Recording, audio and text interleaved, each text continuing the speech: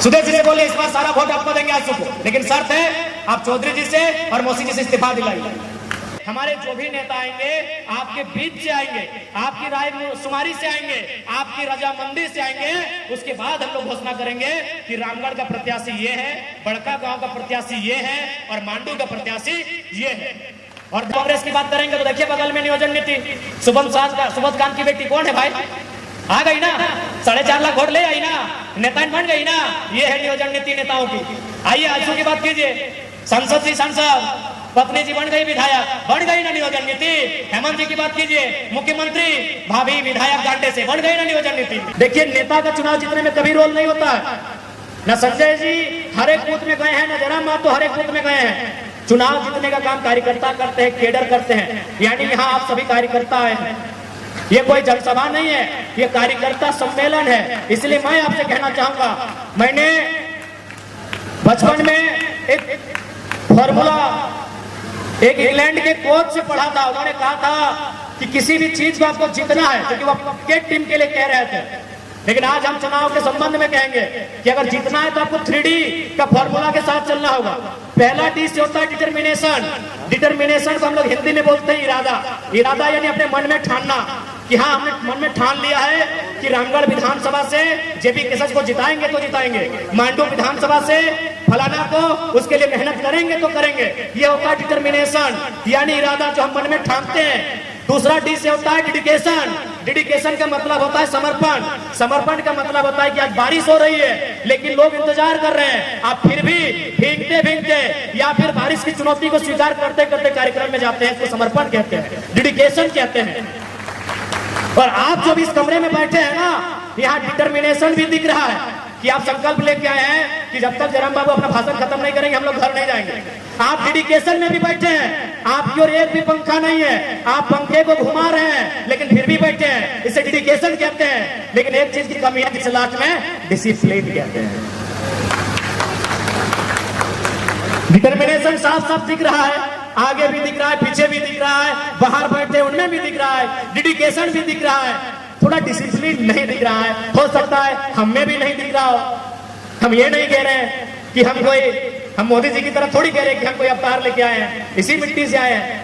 हो सकता है डिसिप्लिन हम में भी नहीं फॉलो हो रहा है। तो इसलिए अगर चाहते हैं कि विधानसभा के चुनाव में फतह हो तो डिटर्मिनेशन डेडिकेशन के साथ साथ हमें डिसिप्लिन मेंटेन करना होगा। यही चुनाव में हमारी खामी यही रही। चुनाव लोकसभा में हम लोग और बेहतर कर सकते थे, हो सके तो सीटों को जीत भी सकते थे, लेकिन थोड़ा सा डिसिप्लिन में कमी रहा। इस बात को स्वीकार करना होगा। इसलिए एक मूल मंत्र यह भी रहेगा हमारा, हमारे तमाम कार्यकर्ता के लिए 3D determination, dedication, the last discipline. इंसान को महान बनने के लिए उसमें 3 क्वालिटी होना चाहिए। मुंशी प्रेमचंद अपने कालजयी उपन्यास गोदान में लिखते हैं कि इंसान को महान बनने के लिए, सर्वश्रेष्ठ बनने के लिए, श्रेष्ठ बनने के लिए, उत्कृष्ट बनने के लिए 3 क्वालिटी होना चाहिए। एक क्वालिटी त्याग, दूसरा क्वालिटी सहनशीलता का और तीसरा क्वालिटी क्षमा का। लेकिन एक स्त्री में ये 3 क्वालिटी जन्म से होता है। ये मुंशी प्रेमचंद कहते हैं, हम नहीं कह रहे भैया। त्याग का मतलब तो आप जानते हैं, आपसे ज्यादा त्याग कोई कर ही नहीं सकता है। सहनशीलता की अगर बात करें तो धरती के बाद अगर कोई सह सकती है तो एक स्त्री सह सकती है।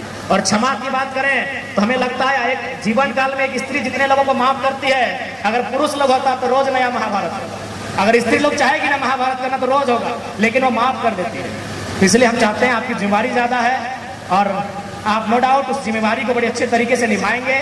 आपका रोल बढ़ जाता है और चुनौती भी बढ़ जाता है। क्योंकि आप जिस समाज में रहते हैं ना दीदी लोग, इसे पेट्रियार्कल सोसाइटी कहते हैं, पितृ प्रधान समाज कहते हैं। पितृ प्रधान समाज का मतलब होता है पुरुष प्रधान। क्या आप मीटिंग में भी आएंगे तो आपके गांव के 4 लोग 4 तरह की बातें करेंगे। आप अगर किसी के साथ गाड़ी में बैठकर बाजार तक आए तो 4 लोग 4 तरह की बातें करेंगे।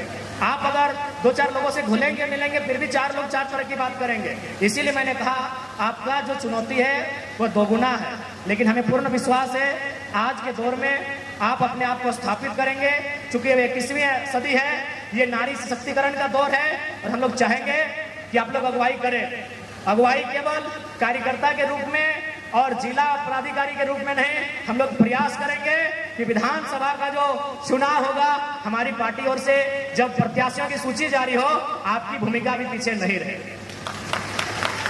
विधायक नहीं बनवा तो नहीं बने मन हो ना, बन लो ना। सुनीता मौसी बनले ना, बताओ मास्टर नहीं लगले से बन गए, ओकर पति सांसद लगे ताव बन गए, तो तोहनियो बनवाना। हिंदू बनले ना, अम्बा मैडम बनले है ना, तो तोहनी की काम कर सके के बगैर से काम नहीं ना। तो हमें हटे क्या चाहिए कि जैसा पुरुष हते तोहनी के भी वह भूमिका हो, तोहनी के भी अगुवाई करे को, और बस का वो दुनिया के परवाह नहीं करिए। जे थोड़ा लय के आए हो, यानी तोहर श्री 108 श्री, बस ओकर से तालमेल ठीक रखे, दुनिया की परवाह करे कोई जरूरत ना। लेकिन दुनिया के रीत लगो, दुनिया कभी तो ये दुनिया की रीत लगो कि निंदा उन्हीं की होती है जो लोग जिंदा है। जब तक जिंदा है तब तक निंदा होगी। अब मर के देखिए, लोग कहेंगे रास्ता छोड़ दीजिए, लाश जा रहा है। तो बस आपको जो लेकर आए हैं, जिनके साथ आप 7 फेरों में बंधे हैं, बस उनके साथ आपका तालमेल ठीक रहे। बाकी आप बाजार जा रहे हैं तो लोग क्या कह रहे हैं, मार्केट जा रहे हैं तो लोग क्या कर रहे हैं, किसी के साथ लिफ्ट लेके चल रहे हैं तो लोग क्या कह रहे हैं, छोड़ दीजिए।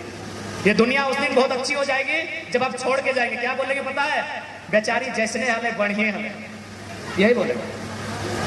तो ये संदेश हम आपको दे रहे हैं, क्योंकि हमारे संगठन में ऐसा बात आ रहा है, दीदी लोगों की शिकायत हो रही है कि हमारा मनोबल थोड़ा गिर रहा है। तो निश्चित रहिए, आपका मनोबल क्यों गिरने देंगे, जब आपके मनोबल को बढ़ाने के लिए, ऊंचा करने के लिए झारखंड की सबसे ऊंची चोटी पारसनाथ से टाइगर आया है। आप अपने मनोबल को गिरने क्यों देंगे, आपका मनोबल ऊंचा रहेगा, क्योंकि आवाज झारखंड की सबसे ऊंची चोटी पारसनाथ से आया है। बिल्कुल अपने मनोबल के गिरने मत दीजिएगा हमारे दीदी लोग, एकदम नहीं गिरने दीजिएगा। ये दौर आपका है, ये सेंचुरी आपकी है, बस आप भी अगुवाई कीजिए।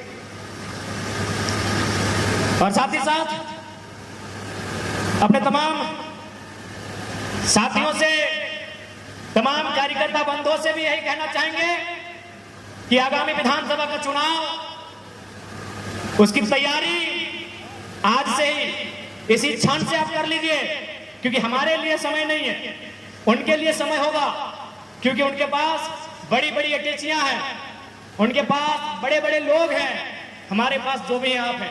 इसलिए हमारी तैयारी आज से होनी चाहिए, हमारी तैयारी आज से होनी चाहिए। जिस प्रकार आपको याद होगा, नेटवर्किंग में कोई लोग जुड़ते हैं, उसको बोलते हैं कि तुम 23 घंटा अपने लिए काम करना, 1 घंटा कम से कम 4 लोग कन्विंस करना। तो हमारी तैयारी आज से है। आप जिससे भी बात करें, टेलीफोन में अपनी माता जी से बात करें, अपनी भाभी से बात करें, लेकिन लास्ट में जरूर बोलिएगा कि बार गड़बड़ ना करिए, लोकसभा में जो घला घला है, विधानसभा में आज से, क्योंकि भले आज आपको लग रहा है कि नहीं ये जुलाई, अगस्त, सितंबर, अक्टूबर, आपको हाथ में लग रहा है 4 महीना, यकीन मानिए जैसे जैसे चुनाव नजदीक आएगा, हम अपना एक्सपीरियंस बता रहे हैं गिरिडीह लोकसभा का, आज भी हमको मलाल रहता है कि काश तो 10 दिन हम अंडरग्राउंड हो गए थे, अगर बाहर होते तो हजारीबाग को भी और अच्छा करते और गिरिडीह तो हम जीत जाते। काहे कि हमने पाया कि जिन जिन क्षेत्रों में मेरा वोट नहीं था, अगर उन गांवों में हम जा रहे थे, बुजुर्गों का आशीर्वाद ले रहे थे, लोगों से मिल रहे थे, मेरा हर एक बूथ में वोट आया। जबकि वहां हम लोग सोचे नहीं थे, हम लोग सोचे थे कि नहीं ये बीजेपी का कोर वोटर है, ये फलाना पार्टी का कोर वोटर है, ये लोग तो टूटेंगे ही नहीं, लेकिन वो इंतजार कर रहे थे कि लड़का आएगा कब। और हमें लगा कि एक दिन में हम 10,000 वोट प्लस कर रहे थे, क्योंकि एक दिन में लगभग 20-25 गांव जा रहे थे, और एक एक गांव में, एक एक क्षेत्र में लगभग 500-700 वोट हम प्लस करते थे। यदि 10 दिन हम फील्ड में रहते हैं तो 10 दहाई 100 यानी 1 लाख वोट फिर हम ऐड करते हैं, और 1 लाख से तो अंतर रहा है, यानी गिरिडीह लोकसभा जीत जाते हैं। जिस दिन वोटिंग हो रहा था ना, हम 2 बजे रात तक सभा किए थे, भले आचार संहिता था, लेकिन रात को मिलने जुलने के लिए मना नहीं था। हम घर में जा जाकर लोगों से 2 बजे रात तक मिले थे, और दिल यही कह रहा था कि काश और 1 सप्ताह दे दे, और 1 सप्ताह मिल जाएगा तो चुनाव आराम से जीत जाएगा। तो इसलिए हमारे पास साधन संसाधन की कमी है। आप आज के दिन से ही लग जाइए, विधानसभा मैक्सिमम होना चाहिए, और देखिए जो भी हमारे प्रत्याशी होंगे उसको चुनने का काम भी आप करेंगे। हम तो बोल ही दिए हैं कि भाई जनता का फीडबैक सर्वोपरि होगा। देखिए हम लोग एक नई क्रांति लेकर आए हैं, हम लोग किसी को हाथ खड़ा करके नहीं बोलेंगे कि ये है अमरेंद्र बाहुबली, इसको राजा स्वीकार करिए। जनता तय करेगी।